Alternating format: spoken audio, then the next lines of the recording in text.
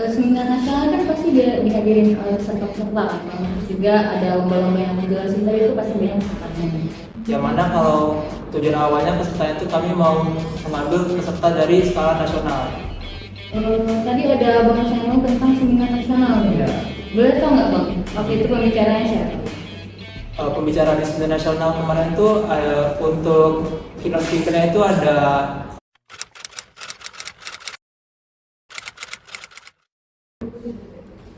Halo semuanya, kembali lagi ke podcast Sudut Geo HMTG Sriwijaya dengan konsep yang lebih baru. Oke, sebelumnya kenalin, aku Wulan dari Teknik Biologi Angkatan 2022 yang akan menjadi moderator podcast kali ini. Nah, teman-teman, aku nggak bakalan sendirian di podcast kali ini, bakal ada narasumber yang keren banget karena beliau ini pernah menjadi ketua pelaksana dari event besar yang pernah HMTG Sriwijaya lakuin. Langsung aja kita kenalin Bang Muhammad Raffi dari Teknik Geologi Angkatan 2020. Halo semuanya, kenalin aku Muhammad Raffi dari Teknik Geologi Angkatan 2020. Yang mana sebelumnya aku pernah menjabat menjadi ketua pelaksana Sriwijaya Geologi Festival tahun 2023. Oke, halo Bang, gimana Bang kabarnya? Alhamdulillah sehat. Oke, aku nih Bang kesibukan akhir-akhir ini ngapain? Kalau kesibukan akhir-akhir ini ya mahasiswa semester akhir ya, makanya ada skripsi dan cepat dulu. Amin, kami doain ya Bang, semoga cepat lulus di tahun ini lah ya. Amin.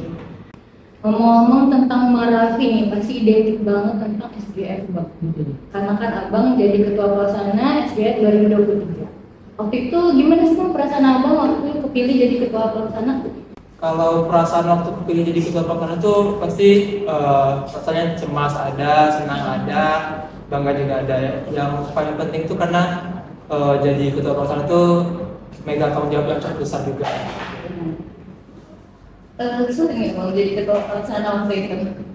Dibilang sulit, pasti ada sulitnya. Yeah. Cuma karena di SGF juga itu kan kepanitianya 3 angkatan, jadi semua kepanitianya juga saling bantu, jadi yang sulit-sulitnya juga bisa teratasi gitu. Nah Bang, mungkin bisa dikasih tahu dulu ke teman-teman yang nonton karena mungkin belum semuanya tahu nih tentang SGF. Bisa Bang ceritain mungkin Bang SGF itu apa? Oke, SGF itu merupakan acara 2 tahunan yang ada di Himpunan Mahasiswa Teknik Geologi di HMTG Sriwijaya. Dan SGF itu di dalamnya juga merupakan agenda ada perlombaan, seminar gitu, yang mana itu tuh diadakan oleh mahasiswa yang ada di HMTG, dan juga di dalam SGF sendiri itu bukan hanya ada tentang akademik, tapi juga ada tentang kesenian, ada tentang olahraga, yang mana di acara SGF juga kita itu mengundang semua, baik itu mahasiswa, siswa, dan juga masyarakat umum yang ada di skala nasional di Indonesia untuk ikut berpartisipasi dan berlomba di kegiatan yang kita adai. Gimana sih Bang waktu itu Abang langkah awalnya buat nentuin konsep tema karena kan acaranya besar banget nih, apa ada terinspirasi sama sesuatu gitu? Kalau langkah awalnya setelah aku resmi kepilih jadi ketua pelaksana, habis itu diadakan yang namanya rapat akbar. Nah di rapat akbar itulah kita kepanitiaan itu ngebahas apa aja yang perlu kita siapin dari segala segi konsep, tema, dan juga perlombaan-perlombaan yang akan diadain. Nah kalau terinspirasi dari apa dan menentuin konsep atau temanya gimana, itu temanya kita ambil dari apa yang sedang hangat ya, yang sedang dibahas oleh masyarakat pada saat ini, atau yang sedang dibahas oleh akademisi yang sedang hangat pada tahun-tahun itu. Dan juga jadi kebetulan pada tahun pelaksanaan itu yang sedang hangat dibahas itu mengenai 4.0 dan juga energi terbarukan. Jadi hal yang bersangkutan dengan dua itu yang kami bahas, yang kami angkat menjadi tema di kegiatan SGF 2023. Nah waktu itu pertimbangannya dari panitia dan Abang selaku ketua pelaksana itu apa Bang buat setiap event-event itu dilaksanakan itu apa? Oke, di SGF 2023 itu ada banyak ya eventnya. Yang pertama itu ada seminar nasional, terus ada perlombaan paper juga, ada futsal, ada microblog, ada Mobile Legends, ada lomba akustik juga gitu, dan ada donor darah juga. Jadi lumayan banyak kegiatan yang diadakan. Tadi ada Bang Samuel tentang seminar nasional. Ya. Boleh tau nggak Bang, waktu itu pembicaranya siapa? Pembicara di seminar nasional kemarin itu untuk keynote speaker-nya itu ada Ketua YAGI Pusat. Lalu juga pembicaranya ada 2 pembicara, yang mana itu ada dari PT Bukit Asam sama PT Pertamina. Itu nyesuaiin pembicaranya itu dari apa Bang? Apa dari tema dari kegiatan SGF-nya atau ada tema dari seminar nasional sendiri? Oke, untuk seminar nasional itu ada tema tersendirinya, tapi itu masih bersangkut paut dengan tema yang ada di kegiatan SGF. Lalu untuk mengambil pembicaranya itu kami mencari dari perusahaan-perusahaan terkait yang mana yang juga ikut mengkampanyekan tema yang sama dengan yang kita usung gitu. Lalu juga ada beberapa dari pembicara juga itu juga terkait dengan pihak sponsorship yang ikut memberikan sponsor pada kegiatan kita. Seminar nasional kan pasti dia dihadirin peserta-peserta kan Bang, terus juga ada lomba-lomba yang menjelaskan tadi itu pasti banyak pesertanya nih. Nah di tahun 2023 kemarin pesertanya udah mencapai target atau gimana Bang? Kalau untuk kegiatan SGF 2023 kemarin itu pesertanya alhamdulillah itu udah mencapai target dari segi jumlah yang ikut.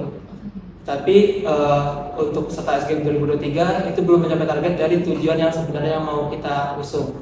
Yang mana kalau tujuan awalnya peserta itu kami mau mengambil peserta dari skala nasional.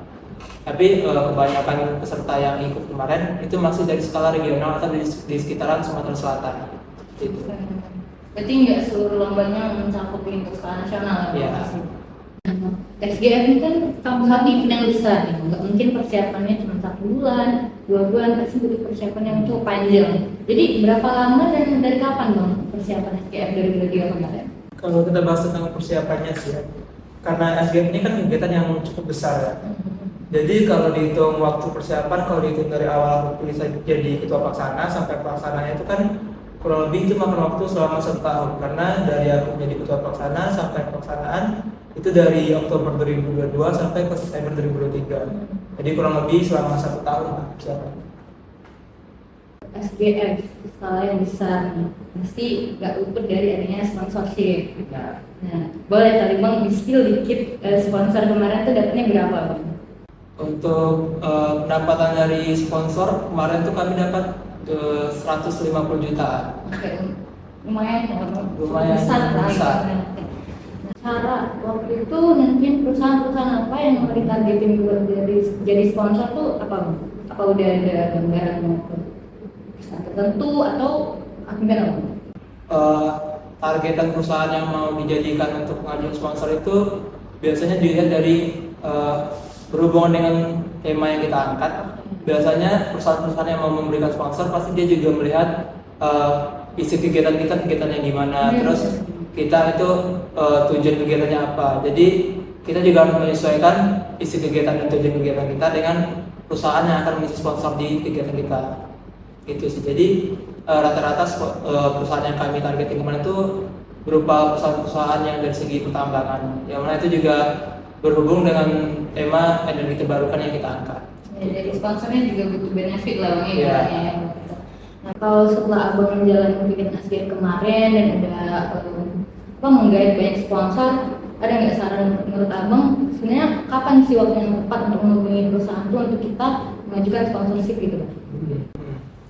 Kalau waktu yang tepat untuk kita ngajuin sponsorship sebenarnya itu tuh untuk waktunya itu bebas ya. Tapi kalau bisa untuk ngajuin sponsorship itu, kalau kami di tahun kemarin itu kami nggak ngajuin di akhir tahun ataupun awal tahun, karena biasanya di waktu-waktu seperti itu perusahaan juga sedang melakukan penutupan RAB atau di awal tahun sedang penyusunan anggaran. Jadi untuk kita masukin proposal sponsor itu kurang baik di waktu-waktu seperti itu. Berarti kemarin agak terhambatnya di situ ya, jadi kurang maksimal. Tapi kalau alur kerja dari sponsor itu gimana Bang? Apa kita harus mengajukan ke perusahaannya dulu? Apa harus bikin surat apa segala macam dulu gitu Bang? Kalau alur dari sponsorship itu yang pertama kita biasanya mengurus birokrasi dari kampus dulu, dari pihak program studi dan juga pihak dekanat. Lalu kita juga membuat proposal sponsorship yang mana nanti akan kita sebarkan atau kita ajukan ke setiap perusahaan. Lalu juga kita juga butuh beberapa surat rekomendasi yang nanti juga akan membantu dalam penyebaran sponsorship, seperti rekomendasi dari YAGI dan juga rekomendasi dari pihak fakultas. Nah lalu setelah proposal sponsorshipnya masuk, dari pihak sponsor nanti juga akan melakukan diskusi dengan kita selaku panitia juga. Nanti mungkin biasanya ada beberapa pihak perusahaan itu tuh memanggil kita untuk melakukan presentasi. Yang mana di presentasi itu nanti kita diminta untuk ngejelasin tentang isi kegiatan kita.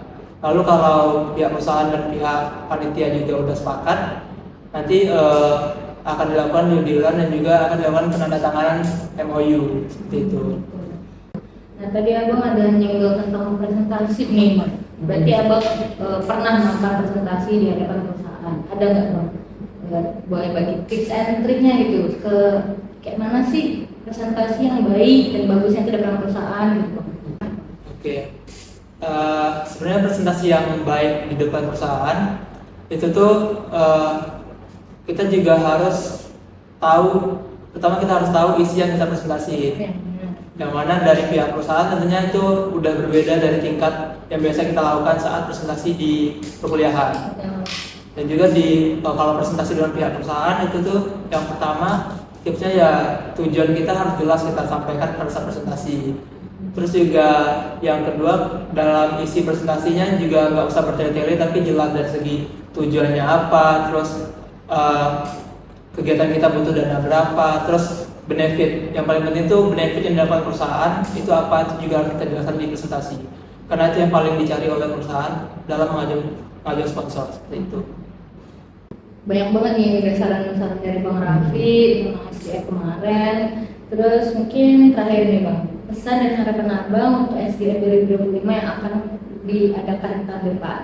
Oke, pesan untuk SGF 2025 ya semoga kegiatan SGF 2025 itu jadi kegiatan yang lebih baik lagi, bisa mengangkat kegiatan SGF dan juga AMTG Sriwijaya ke jenjang yang lebih tinggi lagi.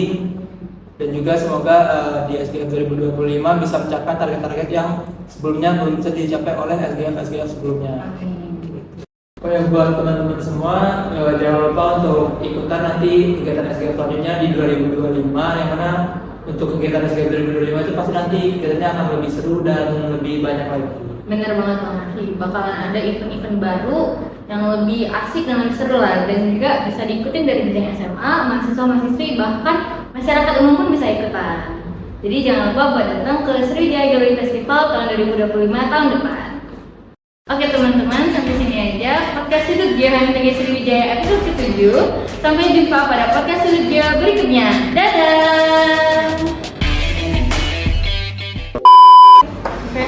Langsung aja Kak? Iya, langsung. Tek bagian apanya, Ben? Iya. Ulang dari lagi aja lah. Dadah! Kok gitu sih tutupnya? Kok yang gitu deh aku bilang. Oke, podcast Sudut Geo HMTG Sriwijaya episode 7. Close the door.